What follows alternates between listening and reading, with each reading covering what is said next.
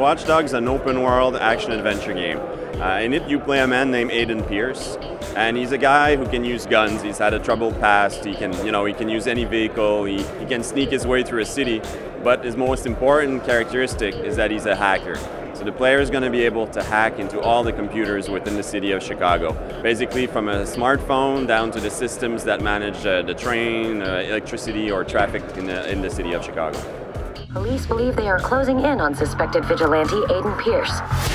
So Aiden, the way we designed him is that he wouldn't not necessarily be a good guy or a bad guy. So we're inspired by characters like Dexter or the series like Breaking Bad, where the main character is not necessarily a good guy, but he's a person with flaws, with qualities, someone we can relate to, and that we'll bond with even though he does sometimes things that are not necessarily good.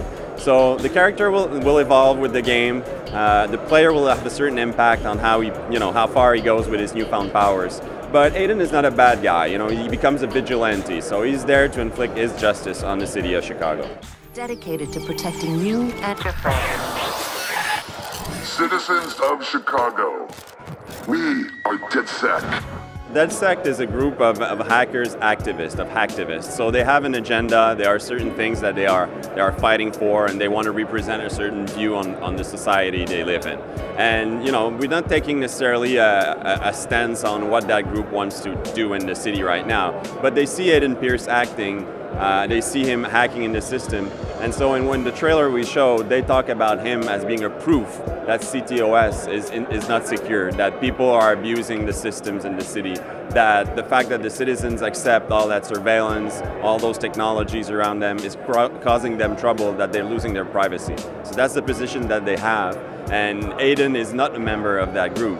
And he will have to deal with them, either to help him or maybe to confront them.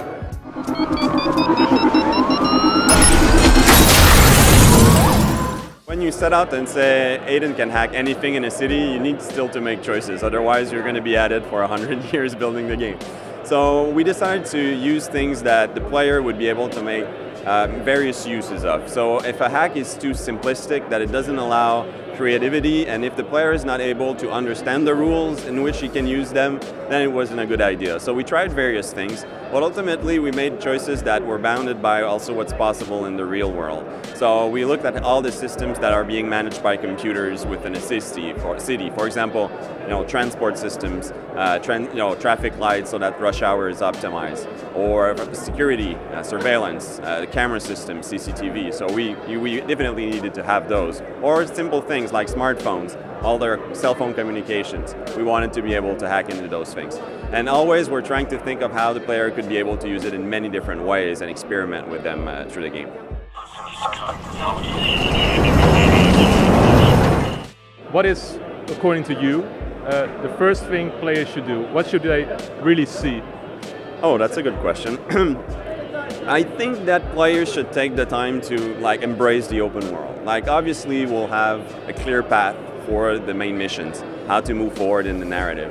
But I think it's good to just take maybe 10, 15, 20 minutes and drive around the city a little bit, explore, see what they can do with hacking already at the beginning of the game, see how they can maybe look behind closed doors and what's going on in people's house. Just take the time to interact a little bit with the citizens, hack into their phones, listen to conversations. That's going to put them in the mood, immerse them in the game world, and start understanding how hacking works in Watch Dogs.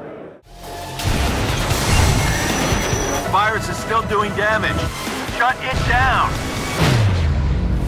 Now is the time to wake up.